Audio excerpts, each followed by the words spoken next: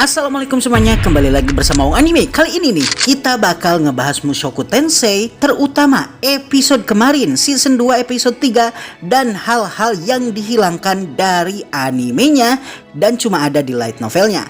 Kalian mungkin penasaran karena kalian cuma tahu apa yang ada di animenya, dan di sini Wong Anime akan menjelaskan mengenai peristiwa-peristiwa yang berbeda dari kedua media tersebut. Kalian siap? Silahkan ditonton videonya. Ketika kalian menonton Mushoku Tensei Season 2 episode 3 kemarin, maka kalian mesti mengetahui bahwa pusat sebenarnya dari anime ini bukanlah di Rudeus sendiri, tapi di Sarah. Salah satu peristiwa yang di-skip di anime Mushoku Tensei adalah mengenai perkembangan karakter Sarah. Alasan kenapa dia selalu judes kepada Rudeus dan juga perjalanan dari Sarah sedikit demi sedikit menyukai Rudeus. Alasan ini sendiri bisa diidentifikasi dari nama Rudeus dan nama Sarah sendiri. Seperti yang kita tahu, nama Rudeus lengkap adalah Rudeus Greyrat, sedangkan nama Sarah lengkap adalah Sarah. Nah, di dunia Mushoku Tensei kita bisa melihat kalau seorang bangsawan biasanya memiliki nama belakang yang kita tahu merupakan nama keluarga mereka.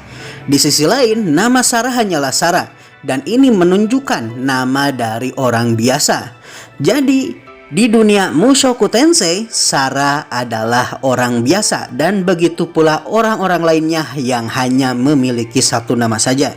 Dengan kata lain, kebencian Sarah ini terjadi dikarenakan Rudeus dianggap sebagai seorang putra bangsawan. Sebelumnya telah ada banyak sekali keturunan-keturunan bangsawan yang ikut ke dalam party Counter Arrow. Namun setiap kali para putra bangsawan tersebut melihat diri mereka dalam keadaan bahaya, maka mereka pada akhirnya melarikan diri. Dan ini tentu saja membuat Sarah kesal, sehingga ketika Rudeus datang, dia tentu saja tidak bisa mengapresiasi Rudeus yang diketahui sebagai keturunan bangsawan. Selain itu, nama Greyrat merupakan nama yang membuat Sarah jengkel, karena dulu Sarah adalah salah satu anak yatim piatu yang diketahui menjadi yatim piatu dikarenakan kelalaian dari keluarga Notos Greyrat. Keluarga Notos Greyrat saat itu memiliki kuasa di daerah yang ditinggali oleh Sarah. Namun ketika peristiwa bencana yang mengakibatkan orang tuanya terbunuh, keluarga Notos Greyrat ini tidak mau mengirimkan bala bantuan ke daerah tersebut. Dan keengganan keluarga Notos Greyrat untuk mengirimkan bala bantuan ini pada akhirnya membuat keluarga Sarah jadi korban. Dan Sarah satu-satunya yang berhasil selamat dikarenakan dia diselamatkan oleh party Counter Arrow. Inilah sebabnya ketika Sarah melihat Rudeus dengan namanya yaitu Rudeus Greyrat, dia merasa dongkol dan merasa kesal kepada Rudeus. Jadi kebencian Sarah di sini merupakan akumulasi dari berbagai macam peristiwa yang pada akhirnya menjadikan Sarah menjadi seperti sekarang. Selanjutnya, seperti yang kita ketahui, ngedate dengan Sarah di anime Mushoku Tensei Season 2 episode 3 hanya terjadi di opening saja. Namun seperti yang kita ketahui, sebenarnya ngedate antara Rudeus dengan Sarah ini dijelaskan secara rinci, baik itu di manga dan juga light novelnya. Dari mulai mereka membeli buah yang hanya diperlihatkan sekilas di animenya, hingga membeli pisau-pisau yang kemudian Sarah gunakan. Dan ketika belanja, Rudeus dan Sarah tidak hanya memilih hal-hal tersebut saja, dia juga memikirkan untuk membeli armor supaya bisa dipakai di pertempuran. Selain itu, interaksi antara Rudeus dan Sarah juga tidak terjadi secara singkat, namun terjadi dalam peristiwa yang lumayan detail dan lebih diceritakan secara rinci. Sedangkan di animenya, percakapan antara Rudeus dan Sarah pasca mereka berdua ngedate hanya terjadi secara singkat saja.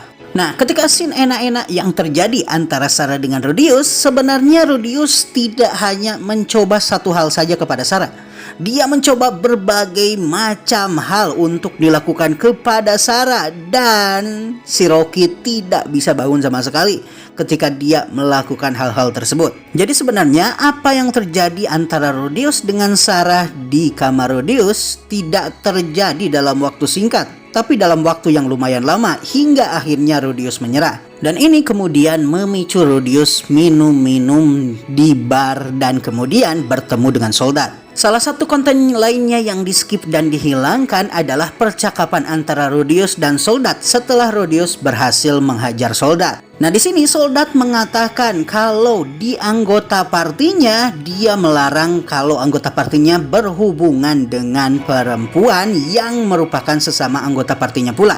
Hal ini sangatlah penting dikarenakan demi mempertahankan parti tersebut supaya bisa bekerja sama di medan tempur. Karena pada dasarnya hubungan antara laki-laki dan perempuan di dalam tim bisa menyebabkan perpecahan dan kehancuran. Dan dikarenakan mereka adalah parti kelas S yang pada dasarnya merupakan parti khusus untuk melakukan misi-misi kelas berbahaya, maka sangat penting supaya tidak terjadi perpecahan di dalam tim dikarenakan mereka akan harus mempercayakan punggung mereka atau dengan kata lain nyawa mereka ke anggota parti mereka tersebut, sehingga asmara dilarang sama sekali di partinya soldat.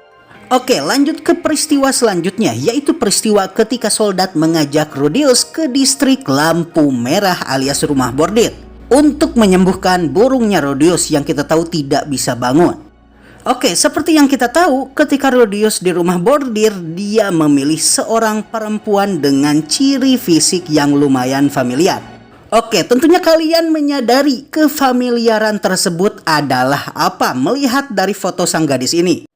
Yaps, dia sangat mirip dengan Eris Boreas Greyrat, dan bukan cuma itu, namanya sendiri adalah Elis, sangat mirip dengan Eris. Nah, di light novel, pilihan Rudeus ini diceritakan oleh Rudeus dengan rinci dan alasan kenapa Rudeus memilih Elis diceritakan pula, yaitu dia sangat mirip dengan Eris. Nah, sama seperti peristiwa dengan Sarah, ketika Rudeus menghabiskan malamnya bersama dengan Elis, dia juga mencoba berbagai macam hal dan berbagai macam trik yang dia ketahui. Namun, burungnya tidak bisa bangun sama sekali hingga kemudian mereka berdua menyerah dan pada akhirnya bergabung dengan soldat yang sedang minum-minum.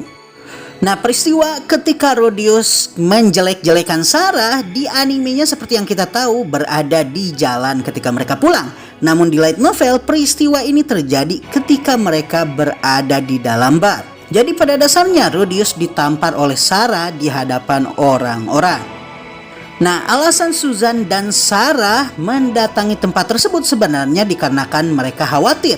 Karena sebelumnya ada berita yang menyebutkan kalau Rudeus berkelahi dengan soldat. Dan ini membuat mereka terpaksa satu persatu mendatangi bar-bar yang ada di tempat tersebut. Hingga pada akhirnya dia menemukan Rudeus di bar di rumah bordir. Jadi peristiwa Sarah menampar Rudeus dan Rudeus berusaha untuk menusukkan pisau ke lehernya bukannya terjadi di jalan di light novel. Jadi sebenarnya ketika Rudeus ditampar bukan hanya soldat yang melihat hal tersebut, namun juga Elis yang ada di sana. Oke, dan dua peristiwa terakhir ini merupakan dua peristiwa penting lainnya yang tidak diceritakan di animenya dan kurang lebih berlatarkan di waktu pasca episode 3 berakhir. Untuk peristiwa pertama merupakan sudut pandang dari Sarah setelah dia menampar Rudeus di bar di rumah bordir. Ketika dia pulang dari peristiwa menampar Rudeus, Susan kemudian mengatakan kepada Sarah kalau kemungkinan Sarah mengalami kesalahpahaman yang sangat besar.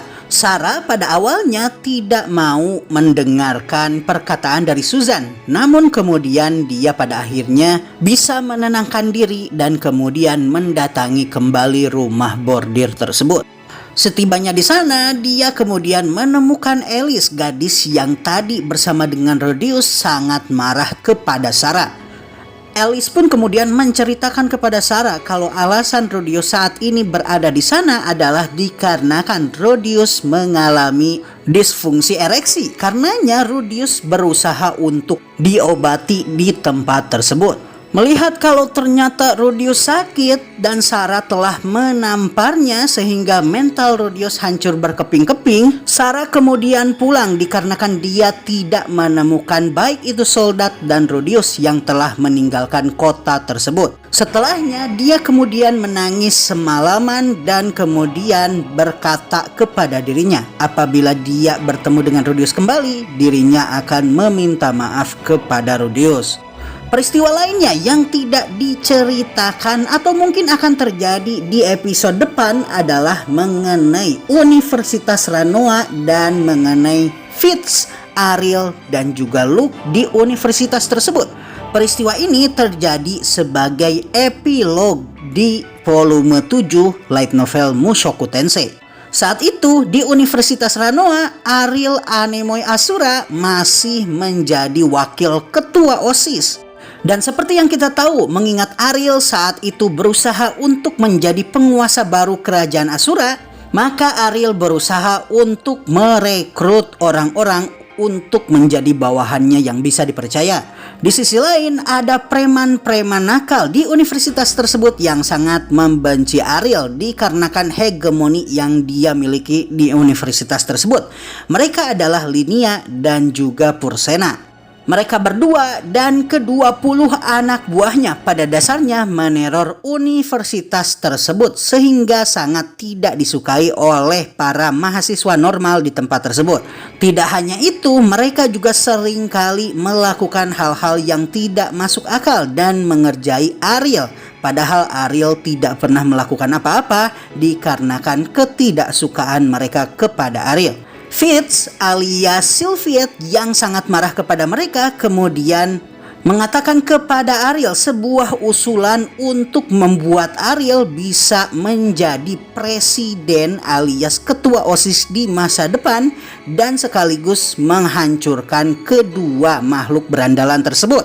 Dan dalam suatu peristiwa bela diri yang dirancang oleh Fitz, maka Fitz berhasil menghabisi ke-22 orang tersebut dan pada akhirnya mengeluarkan 20 orang dari Universitas Ranoa dan mengurangi kekuatan dari Linia dan juga Pursena sejadi-jadinya. Akibat apa yang dilakukan oleh Ariel ini, Ariel menjadi sangat populer di Universitas Ranoa dan di pemilihan ketua OSIS selanjutnya, Ariel berhasil menjadi presiden. Dan peristiwa kedua ini adalah peristiwa selanjutnya yang dihilangkan di animenya dan hanya ada di light novelnya. Baiklah semuanya, itulah seluruh peristiwa-peristiwa yang di skip. Ada lagi gak peristiwa di skip lainnya yang mungkin Wong Anime terlewat di sini? Silahkan komentari di bawah. Dan dengan ini Wong Anime mengakhiri videonya. Assalamualaikum dan sampai jumpa lagi di video selanjutnya.